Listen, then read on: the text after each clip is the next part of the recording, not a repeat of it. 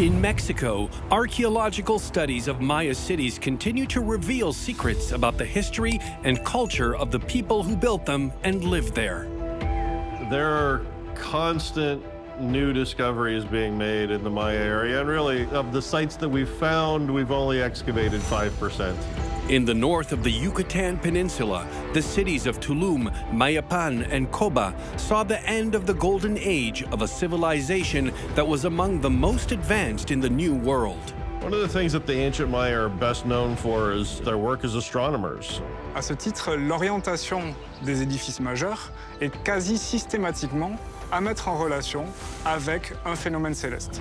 From the year 900 of our era, the Maya experienced a period of flourishing cultural and commercial exchanges with all of Mesoamerica. Their edifices, from the more modest to the most imposing, continue to evolve, displaying the skills of Maya builders and the political power of kings who commissioned such monumental works. L'intention de ça, c'est de te dire, regarde mon temple, c'est immense. Et quand tu es en bas et tu le regardes, tu te sens comme une fourmi. The analysis of these structures allowed archaeologists to identify the materials and techniques used. From the layout of the core belt vaults to the system of imbrication and piling of the edifices, the experts have pierced all the mysteries of Maya architecture. Political lords had subjects who owed them corvée service as a form of taxation.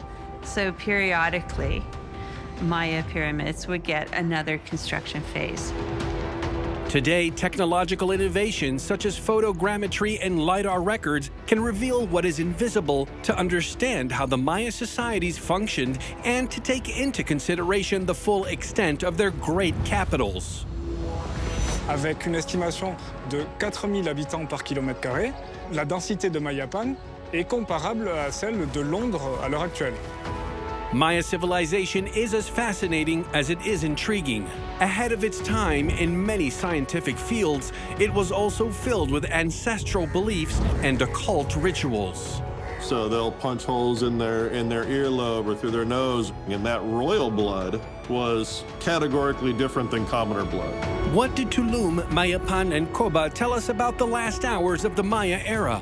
From the Caribbean coast to the heart of the Yucatan jungle, let's take a look back over 1,000 years ago at the discovery of the last Maya cities.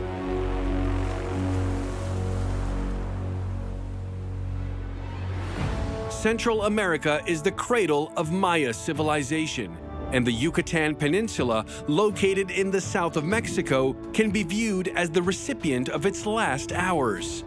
Bordered by the Gulf of Mexico to the north and the Caribbean Sea to the east, it spans over 300 kilometers long and 250 kilometers wide for a surface area of around 70,000 square kilometers, which is similar to the size of a country like Ireland. At the tip of this peninsula, 3 cities experienced the end of the Maya era. Coba, which was a major cultural and religious site until the Spanish conquistadores arrived. Mayapan, the last great Mayan capital. And Tulum, considered as the very last inhabited city since it was only deserted in the 16th century. With different scopes and functions, these 3 cities shared the fact that they all experienced the fall of a civilization that was among the most renowned and oldest of America. Famed for their skills and knowledge in many different fields, such as astronomy, mathematics, agriculture, and art in all its forms, the ancient Maya remain a fascinating people in every respect. The field of Maya archaeology continues to capture the public as well as academic interest, primarily because it was one of the most literate civilizations in the New World, with their own writing system. Les Mayas du post-classique écrivaient des livres, ce qu'on appelle les codex. Les codex, malheureusement, ils ont pour leur immense majorité disparu. Un des éléments qui, au contraire, nous est parvenu, c'est l'architecture. Ce sont les ruines des cités, c'est l'agencement des édifices qui permettent, dans une certaine mesure, d'analyser l'évolution politique, l'évolution démographique, l'évolution économique des sociétés mayas au cours des derniers siècles, en fait, de la période précolombienne. The Maya era lasted around 3,500 years, divided into 3 great periods. The first period, known as the pre-classic one, which spreads from 2000 BC to 250 AD, when the Maya population became sedentary and founded their first great cities around 1000 BC. The second period of time is the so-called Classic Era, the apex of the Maya civilization. It spans from 250 to 900 AD and saw the imposing cities like Tikal and Palenque rise and disappear. Lastly, the post-classic period from 900 to 1500 AD. This marks a shift for the Maya who migrated towards Yucatan. It was during this time that they founded Tulum and Mayapan, which was their last great capital. The Maya were a people of builders, craftsmen, and merchants, but above all, farmers. Throughout their history, they chose to settle on land where maize farming was favored by fertile land and regular rainfall. This is how, until the Classic period, the Maya settled on a territory that spanned over the current countries of Guatemala, Honduras, El Salvador, Belize, and Mexico. All of this land added up to about 310,000 square kilometers, which is a surface area comparable to that of current Italy. But at the end of the Classic period, in the southern lowlands, around the 900s AD, the number of political centers collapse. What actually happens is there's a period of probably drought-driven social disruption in one particular portion of the Maya area. Because when people can't eat, they overthrow their rulerships, they throw them out, and they move out. And what we see is a rise of settlements toward the coastal zones and in northern Yucatan between 900 and 1000 AD. Fleeing from bad crops and shortages, the Maya migrated massively towards Yucatan, a region which they very soon viewed as a real El Dorado. Suite aux sécheresses qui ont marqué la période du classique terminal, la question de l'eau, de sa gestion, de son approvisionnement était primordiale. On ne trouve pas de grands cours d'eau ni de très grands lacs dans le Yucatan. En revanche, on trouve tout un réseau de ce qu'on appelle les cénotes, donc des espèces de puits, de gouffres, de puits naturels qui permettent d'avoir un accès à la nappe phréatique. There are approximately 7,500 cenotes in Yucatan. These inexhaustible drinkable water sources are the main reason why the Maya settled in Yucatan during the post-classic period. On this vast peninsula, the ultimate traces of the Maya era remain today, vestiges of the last inhabited cities, like Koba, Mayapan, and Tulum. Situated on the east coast of the Yucatan Peninsula, 130 kilometers to the south of Cancun, Tulum is an unmissable archaeological site today for tourists from all over the world. Its closeness to the sea has made it famous, both nowadays and during the post-classic Maya period. C'est le troisième site plus visité de Mexique. Teotihuacan, Chichen Itza et Tulum. Cette situation sur une falaise qui domine les eaux turquoises de la mer des Caraïbes, c'est un peu une carte postale pour nous. Mais au-delà de cette image de carte postale, Tulum, c'est aussi un site d'une immense importance économique en réalité, puisque c'est l'accès à la mer et à l'ensemble du réseau commercial côtier pour les sites de l'intérieur des terres. Perched at 12 meters of altitude on its impressive white limestone cliff, the heart of the city of Tulum is laid out on a rectangular space of 380 meters from north to south and 170 meters from east to west. Its total surface area is a little less than 65,000 square meters, the equivalent to 8 soccer fields. Alors c'est un site modeste, mais une de ses particularités, c'est la longévité, la durée de son occupation. C'est une des dernières cités mayas occupées. Elle est de fait occupée bien après que les Espagnols mettent le pied sur la péninsule du Yucatan. Indeed, Tulum was only abandoned at the end of the 16th century. Built during the post-classic period around 1200 AD, the city quickly rose as a strategic place, open onto the world and displaying great cultural diversity. Its architecture draws inspiration from other pre-Columbian civilizations contemporary of the Maya, such as the Zapotecs, the Mixtecs, the Toltecs, and the Aztecs. These people from central Mexico, although almost 1,500 kilometers away, regularly interacted with the Maya from Yucatan. Donc très logiquement, on trouve à Tulum, comme dans d'autres cités du post-classique, des décorations, des pratiques architecturales, des pratiques artistiques qui répondent à un style qu'on nomme international et qui correspond à ce moment d'échange florissant entre les différentes régions de la Mésoamérique. Among the architectural codes shared with the Toltecs, for instance, we can see in Tulum many alcoves decorated with bas-relief, or these so-called serpentine columns that highlight the entrance to the main temple. The influence on the architecture of Tulum is certainly part of an interaction sphere, this wide world of commerce and exchange, of ideology, of elite traders communicating with one another. They were outward looking. They had an international perspective. This open-mindedness can also be seen in the adoption of shared gods. The most obvious example of which is the feathered serpent god, divinity of resurrection and reincarnation, originally worshipped by the people of central Mexico. The Maya made it their creator god, going by the name of Kukulkan. But the choice of adopting a so-called international religion also concealed a more materialistic goal. Le culte de ce serpent à plumes, il va pouvoir être partagé par des gens d'horizons très lointains, très différents les uns des autres. Et c'est ce qui va contribuer à la facilité des échanges commerciaux, des différents échanges peut-être matrimoniaux, à la communication en tout cas entre les différentes régions de la Mésoamérique. The port of Tulum was a hub for trade by the sea. For the great cities located inland, this was the gateway for goods, such as ceramics, jade, and obsidian, a volcanic rock essential to produce stone tools.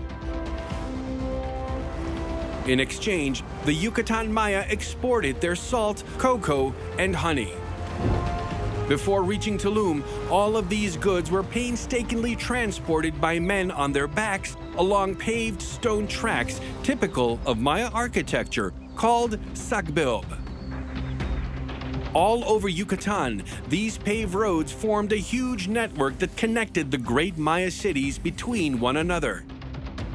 Tulum was one of the final destinations of these terrestrial tradeways that crossed the territory inland. From this port, the goods then traveled by sea towards the north or the south to join the coastal cities of the Gulf of Mexico, or those of the Central American Plateau. These maritime ways enabled cities separated by enemy regions and tribes to trade without having to go through hostile territories. And I think what is the biggest benefit to coastal trade is that you can simply move much, much heavier burdens by water, by canoe. You could move much larger loads of goods, much larger distances for less labor investment, and faster. As such, Tulum was an essential strategic ally for the great Maya cities in Yucatan. In that respect, the city was very quickly considered as a true fortress of tradesmen. Tulum, qu'est-ce que ça veut dire? La ville protégée par une muraille. L'Oum, c'est la terre. Et Tul, c'est protection de cette morceau de terre, voilà. Tulum is one of the few fortified Maya cities. To protect the main buildings of the city, all gathered inside a 65,000 square meter quadrilateral. A gigantic stone wall was built around it. Its walls were 3 meters thick and about 6 meters tall. They only spanned across 3 sides of the quadrilateral, the fourth wall of the fortress being the limestone cliff that towered at 12 meters high, creating a natural wall on the seaside. All along the fortification, there was a rampart wall and what seemed to be watchtowers. The wall at Tulum restricts access to the central precinct where the elites lived. And this was probably its primary goal. But there certainly would have been probably guards and controlled entry ports. If there are markets that are taking place inside that central precinct. One way that you can tax goods that are being distributed through that market system is to be able to control the movement of those goods through the various gates and as a checkpoint. So these walls are complicated. They have a lot of potential functions. To go through this wall, rare openings were created in the fortification. These were decorated with particular vaults known as corbelled ones, more commonly known as false arches. La voûte en encorbellement, c'est véritablement un des marqueurs typiques de l'architecture maya. On ne le retrouve pas seulement dans les entrées de Tulum, mais également dans l'immense majorité des constructions mayas. If people are talking about sort of a false vault versus a true vault, the distinction is the corbelled arch versus the rounded Roman-style arch. Classic vaults were generally built in semicircles, with stones carved into a truncated pyramid shape. This layout allowed the weight of the construction to be redirected towards the adjacent walls. The vault thus ensured great stability to the edifice it supported. Maya vaults, corbelled arches, did not have this semicircle shape. They were built with blocks of stone stacked on top of each other and slightly shifted, so that the top foundation was systematically overhanging over the lower base. The assembly was simpler as they didn't use wooden supports to withhold the edifice. At the top, one last flat stone rested on both piles that grew closer together, thus creating the final cover. The forces were directed vertically here and weren't redirected towards the side walls. To avoid any instability, the corbelled vault could only cover much narrower openings than those opened by semicircle vaults. So what you have is a very narrow room, and if you need more internal space, you make another arch next to that, another arch next to that, another arch next to that, and you can build a series of rooms that way. These narrow and dark inside spaces were not an issue for the Maya. In fact, they were in perfect harmony with their religion, for their temples are the houses of gods. Et les dieux mayas recherchent l'obscurité, recherchent vraiment ces espaces étroits, en quelque sorte, qui pourraient être assimilés à des grottes. These were sacred places, and they weren't intended for public view. They were meant for the restricted and privileged few, for lords undergoing initiation ceremonies or conjuring of ancestors or other kinds of communicative rituals with deities. Maya temples display relatively modest and narrow interior designs. This applies to the main building in Tulum, El Castillo. The temple positioned at the top contains only 2 confined vaulted rooms, 2 little dormers at the back of the building, and 3 openings on the facade separated by 2 columns. From the outside, El Castillo remains monumental, culminating at 24 meters above the Caribbean Sea. Le Castillo, qui est l'édifice emblématique de Tulum et qui est d'ailleurs en cours de restauration à l'heure actuelle, c'est l'édifice religieux principal de la cité. C'est le plus haut, c'est là qu'il domine toute la place centrale. C'est de là que les grands chefs ils disaient quoi faire. Qui est-ce qu'on va sacrifier, à qui est-ce qu'on ne va pas sacrifier. Et tout ça, c'est ça la fonction du temple. Grand endroit pour mettre les personnes importantes de cette petite ville. El Castillo also served as a landmark for Maya navigators who wanted to gain access to the harbor of Tulum. As such, it had to be built as high up as possible on the cliff. Over the centuries, its architecture evolved as the city grew prosperous and unavoidable. For at the beginning, El Castillo was just a small religious building of very modest proportions. Le Castillo, comme bon nombre d'édifices monumentaux mayas, est en réalité le fruit d'une succession de modifications architecturales, les unes construites par-dessus les autres. La transmission des pouvoirs, quelquefois, se fait de père à fils, comme en Europe. Et quand ton père va décéder, et tu es le prochain roi, mais tu ne vas pas détruire le temple de ton papa. Tu vas construire par-dessous. Tu vas les réutiliser, les temples précédents. Originally, El Castillo in Tulum was already 25 meters wide, but it didn't go much higher than 8 meters. To raise it, The builders added contention walls in the center and an inclined abutment plane at the rear.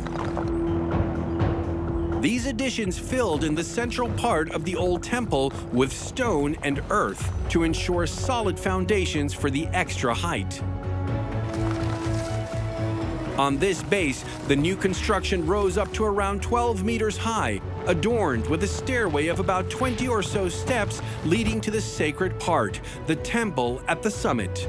The edifice, decorated with bright colors and numerous sculptures, adopted monumental architecture.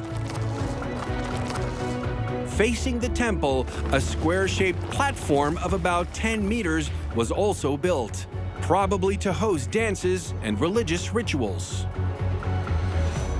Cet édifice qui a été nommé par les Espagnols Castillo, donc le château, de par sa monumentalité, il est assez caractéristique du style architectural de cette partie du nord du Yucatan qu'on appelle le style côte orientale.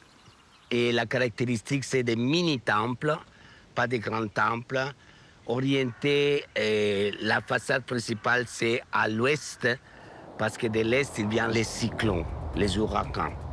Les ouragans, ils sont passés même à l'époque des Mayas. Due to this sometimes hostile coastal climate, edifices were often positioned with their backs to the sea, with only a few openings on the eastern facade. Another characteristic of the East Coast style is its particular aesthetics. Many walls were intentionally inclined towards the outside, giving the building a trapezoid shape, whose flat roofs were decorated with alcoves, sculptures, and moldings. The East Coast also really embraced the mural tradition. So it's another frustrating thing about the East Coast centers is that the murals have not survived well in the tropical environment, but they would have been resplendently painted and decorated. If Tulum displays a rather sober style, it is probably because the city was not really a center of power, but a fishing port and a city of merchants above all. Its style contrasts sharply with the one found inland. In the central part of the peninsula, the great political capitals used architecture to display their power. In Mayapan, for example, a monument characterizes in itself the ambition of the city. This is the Pyramid of Kukulkan. With its square base of around 30 meters on each side, it towers up to 15 meters high, which is the equivalent of a 5-floor building. In 1150 AD, the Maya founded a new capital around this majestic edifice, whose political system contrasted radically with the previous periods. And the goal of the Mayapan elites are to form essentially a confederacy where they are bringing the elites from sites all over the Yucatan Peninsula. You can think of it as a council of rulers who were themselves kings in their own city-states. Et ce bâtiment à colonnade devant lequel je me trouve, eh bien, c'est justement le siège de ce gouvernement. Et il y a différents aspects dans cet édifice qui nous le montrent. Il y a d'abord ce plan avec cette banquette en C, tout à fait caractéristique de ces structures du conseil, de ces lieux de pouvoir collectif. Il y a également les ornements en bas-relief. On peut encore observer ici, par exemple, 2 jambes qui appartenaient probablement à un des portraits d'un des dirigeants qui siégeait dans ce conseil. We also have a mat symbol woven into the bench that runs the length of the council house. And the mat symbol is a symbol of Maya royalty, of Maya rulership. This collegial government made the cult of the feathered serpent god persist. The Great Pyramid is a temple devoted to Kukulkan. Kukulkan was associated with prosperity and jewels and wealth, so merchants loved him, and he was conceived of as a founder of many Maya political centers throughout Mesoamerica, and so he's a hero. The Temple of Kukulkan is not a revolution of Maya architecture or of its dimensions, but it bears testimony to the skills of Maya builders.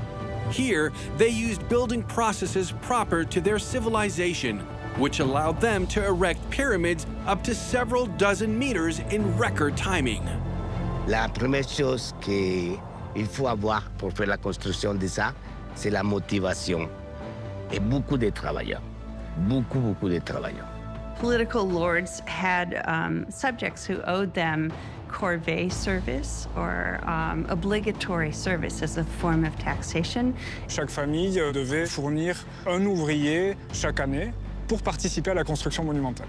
Et c'est ainsi qu'il était possible de construire une pyramide telle que le temple de Kukulkan en l'espace de quelques saisons de travail, probablement en moins de 5 ans. The workforce, often led by priests, was colossal. The workmen extracted and carved the limestone, highly abundant in Yucatan, with simple tools made in obsidian or flint, two very sharp rocks. These blocks of limestone, some of which weighed around 50 kilos, were transported to the work sites in the simplest possible way. In the Maya area, there were no large beasts of burden. They didn't have cattle or horses or anything like that. So everything was being carried by people, kind of with their hands behind their back and carry things straight up the steps of the temple. So it's all hard manual labor. The manual labor was exhausting, but not very complicated, for the technique to raise such pyramids was surprisingly simple. The structure of a pyramid like the one in Mayapan is made up of backfill of rough stones and mortar. To do so, spaces were divided by walls to create multiple cells. Each group of workmen filled their cells as they pleased with mud, sand, gravel, or lime. It was then entirely covered with a siding of well-carved stones, followed by a mortar coating. This base served as a platform for the upper levels that were built in the same way. Once the edifice was finished, it was covered in whitewash to give it a smooth aspect and make it waterproof. Finally, the pyramid was covered with a new coating with red pigments added to it, giving the building the color of the rising sun. L'intention de ça, c'est de te dire, regarde mon temple, c'est immense. Ma ville, c'est beaucoup plus importante que la tienne. Et quand tu es en bas et tu les regardes, tu te sens comme une fourmi. En vérité, tu vois, c'est immense. For the Maya, building such a pyramid was also a way to get closer to the gods with whom they wanted to get in contact. In fact, this obsession with the relationship between the heavens and the earth was a very strong influence on the layouts of edifices. One of the things that the ancient Maya are best known for is their work as astronomers. They clearly spent literally generations, hundreds of years observing the night sky and understanding that certain objects in the night sky occurred on regular cycles. They predicted eclipse cycles. They were very concerned with movement of planetary bodies, and how this translates into architectural alignments is an interesting question that archaeoastronomers have identified. At Mayapan, one major way you see this is that the Temple of Kukulkan is oriented in such a way that at the winter and summer solstice, you get a shadow cast by the corner of the pyramid that runs down the balustrade of the main staircase and forms what looks like a serpent moving down the stairs over time. This phenomenon clearly marked a privileged moment of connection with the gods.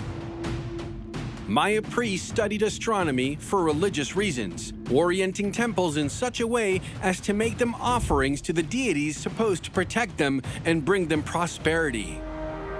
But studying the stars didn't only have this ritual goal. De fait, de nombreux bâtiments construits par les Mayas sont orientés de telle façon que lorsque le soleil se lève ou bien se couche dans leur axe, cela marque une date importante du calendrier agricole. Et encore une fois, rappelons que les Mayas sont une civilisation d'agriculteurs et dès lors, la maîtrise des calendriers agricoles est absolument fondamentale, c'est une question de survie. The Maya managed to decipher the natural cycles of the Earth thanks to a thorough study of the celestial vault. They were then able to make up a disconcertingly precise calendar. In effect, it is composed of two main calendars that make up the calendar wheel. The first one is the religious calendar called Tzolkin. It is made up of a wheel with 20 names of days associated with a wheel of 13 numbers. It counts 260 days divided into 13 periods of 20 days and used for all religious activities. The third wheel represents the second calendar, a solar and civil calendar called Hab. It includes 365 signs representing the 365 days of the cycle of the sun and is divided into 18 months of 20 days each. At the end of the year comes a period of 5 days. This calendar was very useful for farming activities. It is only every 52 years that both calendars realign on the shared starting point. The Maya called this period of 52 years the cycle of the Pleiades. Je ne sais pas si vous savez, mais les Mayas ils sont inventés le calendrier parfait. Perfect indeed, because the Maya had understood that a sidereal year, which is the time the Earth takes to go around the sun, is actually 365 days and 6 hours. Although our Gregorian calendar sorts this out with a leap year every 4 years, the Maya astronomers compensated this slight gap at the end of each cycle of the Pleiades. À la fin de cette période de 52 ans, on va fêter 13 jours. 13 jours de fête. With these 13 days of celebrations added every 52 years, the correction of the Maya calendar matches precisely the one we do every 4 years nowadays. C'est la seule civilisation qui faisait la correction del calendrier. Et c'est pour ça que dans le calendrier maya, chaque date elle est précise. The Maya priesthood during the post-classic was intensely interested in controlling the calendar. Like they would divine when were good days to plant, when were good days to hunt, good days for making war, good days to name children, and so on. And the people occupying those positions were influential in politics. In the post-classic period, Mayapan was the epicenter of the Maya world. Consequently, the entire city was organized around its main temple, viewed as the center of the cosmos. Around the pyramid of Kukulkan, the heart of the city was home to all the religious and administrative buildings of Mayapan. To the west, the Temple of Venus. To the east, the Caracol, devoted to the wind god, and the complex dedicated to the god of rain, Cha'ak. To the north, the Temple of Warriors, the Temple of Painted Alcoves, the Temple of Fishing, and the Northwest Temple. In the middle of all these places of worship came the residences of the ruling class. Already densely packed, this main square only represented a tiny part of what the city of Mayapan was at its peak. Suite à l'abandon de Mayapan autour de 1450, la jungle a repris ses droits et recouvert peu à peu l'ensemble de la cité. Seule, en réalité, une infime partie a été dégagée et est aujourd'hui mise à disposition des visiteurs. Elle ne représente véritablement que peut-être 5 à 10% de ce qu'était la cité à la période de son apogée. Thanks to laser teledetection technology, archaeologists managed to reveal what was invisible. In recent years, they discovered to what extent the city spread out far beyond its political and religious center. In 2013, we performed a LiDAR survey that allowed us to map all the houses located under the forest around Mayapan within a 40 square kilometer area. So what we're doing is we're flying over the jungle canopy and we're sending down millions of pulses of laser light into the jungle. And most of those will hit leaves and trees, but a bunch of those will manage to get between the leaves, hit the real ground surface, and bounce back. And then we can digitally, literally just hit a button and delete all the vegetation. And all you see is what's at that bare ground surface.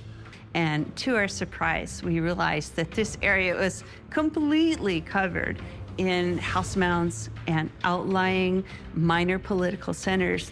We were able to look at a complete map that show us all the architecture, the stone walls, trails, cenotes, all of that. And It 100% changed the way we were doing archaeology at Mayapan. LiDAR technology allowed archaeologists to confirm the existence of an 8-kilometer-long surrounding wall, inside of which more than 4,000 structures were recorded on a surface area of hardly more than 4 square kilometers. It's dense and it's walled, and there clearly was a concern for defense. This was a contentious period, and there were rivals, and warfare and raids were a part of the political landscape in the post-classic. So you have both an external defense and a way to keep an eye on the local population who might, want to rise up and cause you problems. Again, city walls are more complicated, I think, than a lot of people give them credit for. Although it was fortified, Mayapan took up a hierarchical organization of space specific to Maya civilization. In the center of the city, the religious edifices and housing of upper classes coexisted, whereas the rest of the population was organized around this nerve center.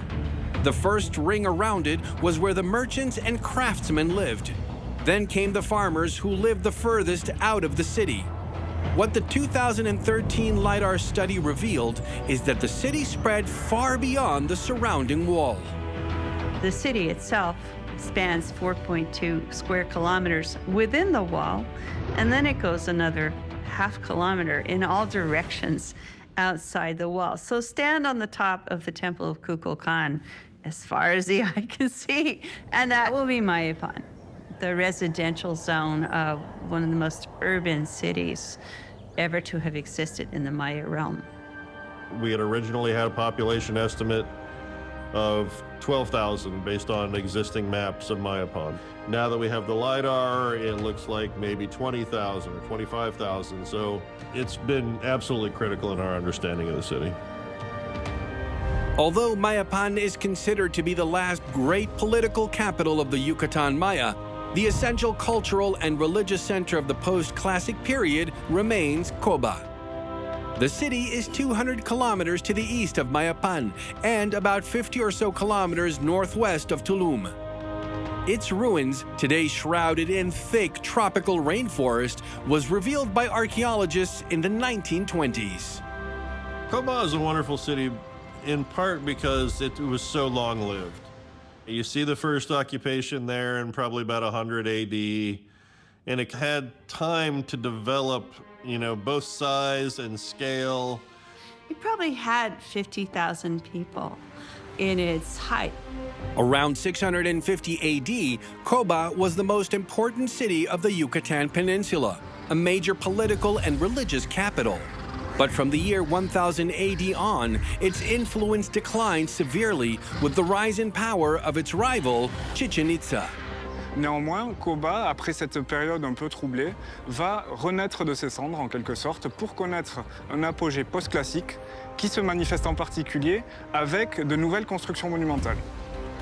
These new complexes were erected around 1200 AD and display all the architectural codes typical of the East Coast style. Small rectangular constructions, narrow vaulted rooms, and very few openings bordered by columns and decorated with ornamental friezes.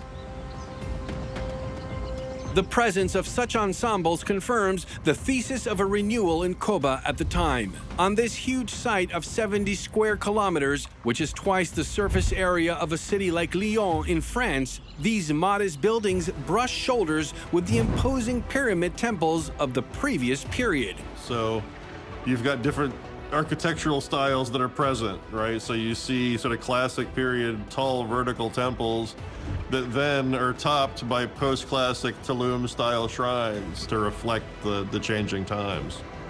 This little temple that towers over the canopy is at the summit of the highest edifice in Yucatan, the Pyramid of Nohok Mul.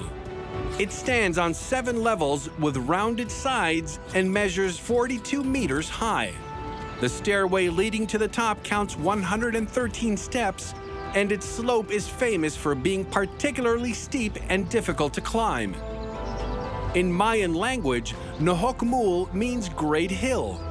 In the scenery, this pyramid has the appearance of a craggy cliff dominating the jungle, and it's exactly what the Maya wanted when they built such a huge temple. The ideology ties very closely to the cosmology, the idea that there's an upper world and there's an underworld and that we're somewhere in the middle of it. And there's various ways to reach the gods who live in the upper world. One of those is to ascend a mountain. So in the Yucatan, where it's relatively flat, building your own mountain is one way to get a mountain. And it was from the top of this sacred artificial mountain, visible by all, that the Maya priests and kings ran the city. Les pyramides mésoaméricaines, elles permettent une mise en scène de la politique et de la religion. C'est vraiment une scène de théâtre. On a d'une part le temple au sommet de la pyramide, qui pour un observateur situé en bas est un espace un petit peu mystérieux. Là, les gouvernants, les prêtres vont s'adonner à un certain nombre de rituels dans l'obscurité. Et puis il y a d'autre part le grand escalier frontal, qui lui permet au contraire des apparitions tout en majesté, où on domine la foule qui peut être amassée au pied de la pyramide. Maya kings were divine messengers, the only ones who could interact with the gods and obtain their favors. During periods of drought and famine, their political legitimacy could very quickly be questioned. To preserve it, leaders had to use propaganda constantly. This is what the many stelae found all over the city revealed. Highly eroded today, most of them are very difficult to interpret in the naked eye.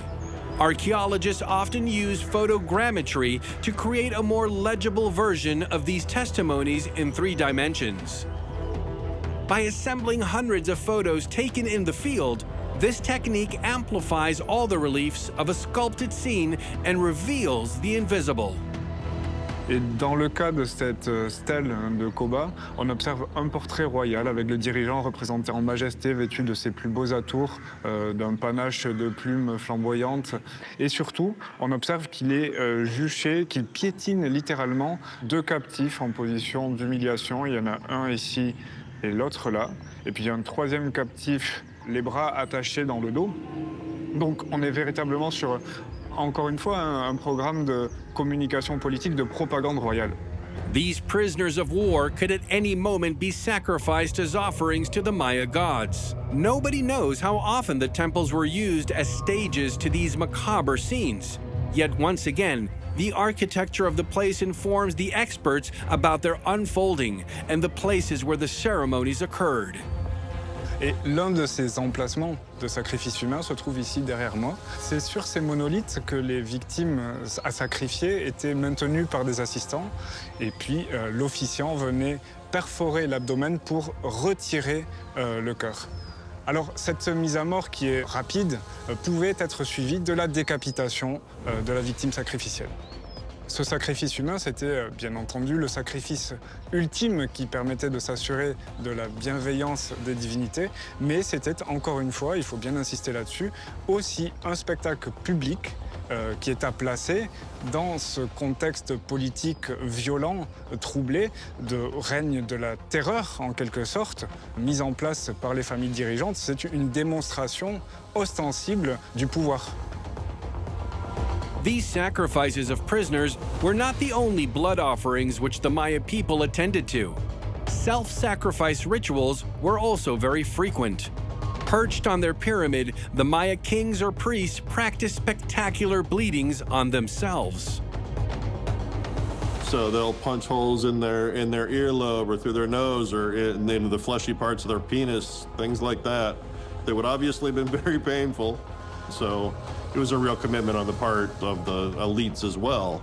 And that royal blood was categorically different than commoner blood. These blood offerings were directly connected to the myth of rebirth, and their goal was to ensure fertile crops for the people. As proof, this bas-relief represents a decapitated victim from which a long plant is growing, loaded with fruit and flowers. The victim bears all the attributes of a Maya pelota player. This traditional ball game, widespread in Mesoamerica, took place on courts built in stone, some of which are still almost intact today. In the one in Koba, a stone skull marks the center of the playing area.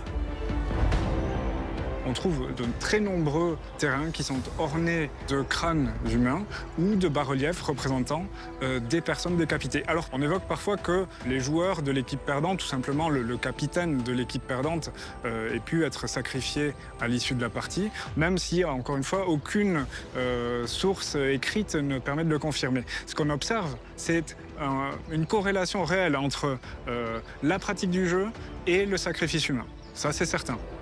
The ball court, whose size varies according to cities, is rectangular. It is bordered by walls, often inclined, going up to 10 meters high approximately. At the top of each of these walls, a particularly inaccessible ring serves as a goal. During this ritual game, two teams of 2 to 7 players faced off and exchanged a rubber ball that could weigh up to 3 kilos. To do so, they were not allowed to use their hands and feet. The contact area seemed to be the hip.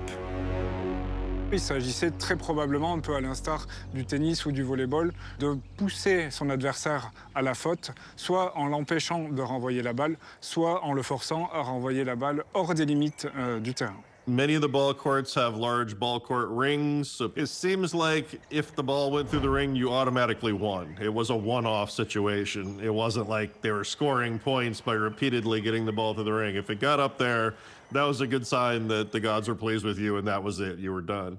Surely ball players would have been heroes who sacrificed themselves. So there was probably a gladiatorial aspect. There needed to have been a winner, and the price needed to be the ultimate price. The people watched these battles from the top of the stands, above the players. In the representation of the universe as the Maya conceived it, the ball-playing court constituted a passage towards the world of the dead. Its rounded shape and the presence of sculptures of skulls and supernatural beings in the construction leave no doubt for the experts. It's definitely an access point to the underworld, a cleft in the earth so that you are going down to the realm of the Lords of Death. This underworld was not considered to be like the hell that some other religions envision. In this respect, the Maya people were not afraid of it.